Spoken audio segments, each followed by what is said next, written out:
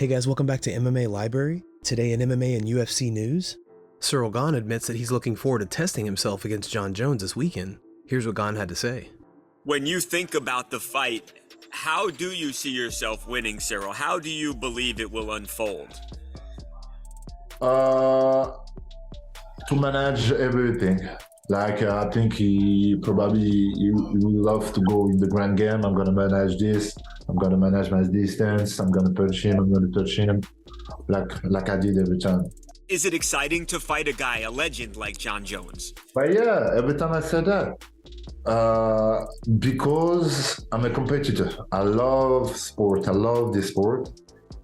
Yes, today is my job, but at first I'm a competitor. When I lost my fight against Francis, I was really not happy. This is hurt me. I really don't like that. Yeah. So yes, today I'm gonna test myself with the goal, and this is a pleasure for me. Conor McGregor releases some new Tough 31 training footage. Here's the clip.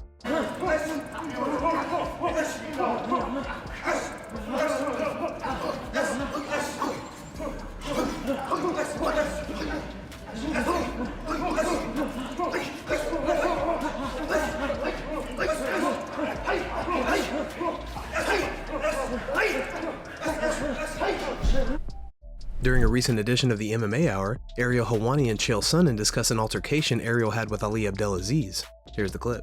I'm there. Me, you, and Anthony Smith. Yep. Do you remember this? I do. We're going to eat dinner. We're in the bowels of the Toyota Center, right? And I'm walking like this, and what happens? Do you want me to keep going? Yeah. Do you want me to tell you the way I remember it, though? Go ahead. Well, we're all headed one way. And we've got our security. It's you and me and Anthony. And then Ali and Kamaru Usman. And I don't know who else was with them. I just remember Kamaru. Remember he used to dress so fly? Yeah. Kamaru would have like the coolest jackets. And Ali, quite frankly, is also dressed to the nines. Anyway, these two were coming towards us.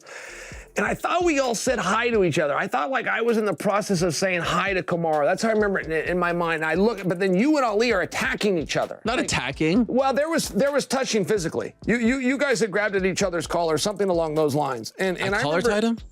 Well, or I thought you would. Yeah, I thought you guys both had each other's No. collars. He That's said, how I remember. Leave my fighter's name out of your mouth. Yes. And I said, do you remember what I said? Well, I remember the whole thing pretty. I said, and what? Yeah. What are you going to do about it? Yeah. I had a backpack. I dropped it down. I said, please come over here and tell me what you're going to do about it. And what? Like, there has to be an and, right? Sure. That happened. You and Anthony tried to do what? You tried to remove me from the situation. Yes. The word on the street is I was so strong, so steadfast. Two behemoths such as yourself could not remove me from the situation. True or false? This is true. This story is true. Francis Ngannou reacted to Jon Jones' recent Twitter rant. Jones said that Francis didn't want to fight him as he didn't believe in himself. Jones tweeted, I found an interview of Francis talking about he'll forever be the undisputed champion because no one beat him. Once I saw that, my tone changed. I thought I would tell how I really felt. He did make the right decision. He left before I came back. Francis replied with, Johnny boy, pick a side of the fence. Francis added a screenshot to the tweet, which is a quote from Jones before his second fight against Cormier. He was never the light heavyweight champion. He never beat me. This has been my era since 2011. I want to make that loud and clear. DC is no champ. When we talk about an asterisk next to my name, there's always going to be an asterisk next to the idea of him being champ. Last week, Aljamain Sterling confirmed on his YouTube channel that he was prepared to face off against Henry Cejudo in May. But during a recent edition of the Timbo Sugar Show, Sean O'Malley and his guests questioned why the fight is yet to become official. Here's the clip. Aljo and Henry's still not official, huh? Like technically still not official. That is mind-boggling. And it's because Aljo hasn't signed, right? But then Aljo was at the UFC event going like this. Really? And they put the camera on him, but it's like, dude, you're the one that hasn't signed. He was at this last UFC fight? Yeah, and he was going like this. Signed the contract? contract? They had a thing going like, God, these there's guys a clip are on dark. Twitter. These guys are silly. I don't know, man. I don't know. I might retire before they fight. I would be surprised if that fight happens. Right? Especially now, this is the last straw. If it doesn't happen this time. Yeah, because it's not like Aljo needs the money, and he'd rather pull out than risk losing to Henry.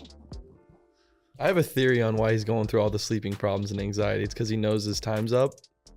Coming like the belt, 45. He's not beating Volk. Not. He ain't made that much relative, a lot more than I have, but money.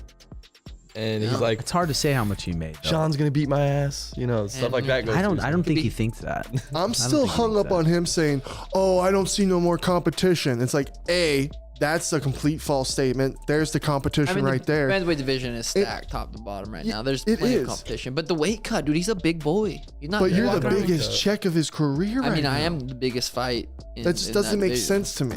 What do you guys think about these comments? Will the Cejudo and Aljo fight happen? Or will we end up seeing O'Malley and Cejudo this summer? Let us know in the comment section. Valentina Shevchenko gives her take on whether Islam Makhachev or Alexander Volkanovski should be the UFC's #1 pound-for-pound fighter. I think they both deserve to be #1.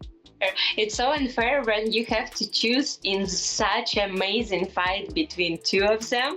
And actually, I kind of like, I never think that this is something you have to rely on. This rankings official, because there is someone put someone over there, but it doesn't mean anything, right? Yeah. Yeah, I think they both deserve to be there. Not only there are so many fighters who deserve to be there too, #1. Conor McGregor has supposedly removed various Ultimate Fighter stars to make way for some of his own fighters to be on the show. When asked about this, Dana White said that McGregor has earned the right to do as he pleases, but that the fighters will get a chance elsewhere. Here's what Big John and Josh from the Weighing In podcast had to say about Dana's comments. Dana says that those guys are going to probably at the end of this thing, he says, yeah, but those guys aren't just gonna be gone. We're gonna take care of them. No, he's not. Now, look, his way of taking care of them is this: I'll give you a spot on the Dana White Contender Series. Possibly. I'll give you a fight on that. But here's the thing, though. Hold on. No. I want to ask you this simple question: is that equivalent to being on Tough? Let me ask you this simple question. No. Answer my question first. No. Okay, I will answer your question. And then you can answer yours. No, it's not. Okay, you're exactly right. They are not equivalent. But I have firsthand experience. John Fitch was at the airport, and they called him for Tough 1, and they canceled him. But they signed him. They signed him to a contracted deal. But that's not what happened here. But because where was John Fitch? I don't know that. No. Where was John Fitch? He was at the airport. At the airport. He was at the airport. He wasn't on there. His way. No, I get it. He wasn't I get what you're there. saying. He wasn't in that house. Yeah. I get what you're saying. I get it. But they did take care of him. He got a contract. On a recent episode of his podcast, Joe Rogan doubles down on his previous take on Islam Makhachev and Alexander Volkanovski at UFC 284. Rogan makes the point that in rounds 1 and 2, they were both scored a 10-9 by the judges, but that in round 4, when Islam had Volkanovski's back for the majority of the round, that was also scored a 10-9. In round 5, when Volkanovski ends up in a dominant position and was landing ground strikes, this was also scored a 10-9 round. Rogan says that clearly one of those rounds should have been a 10-8, which, looking back at the judges' scorecards, would have actually swayed the decision of the fight. Here's the clip. It depends on the second round.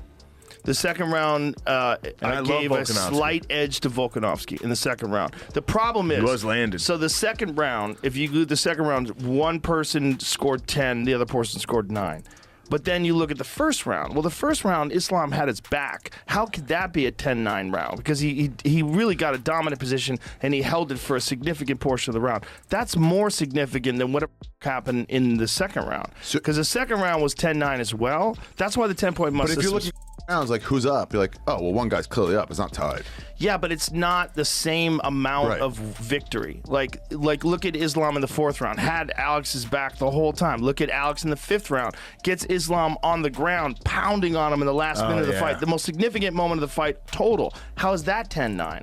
And then the second round is also 10-9.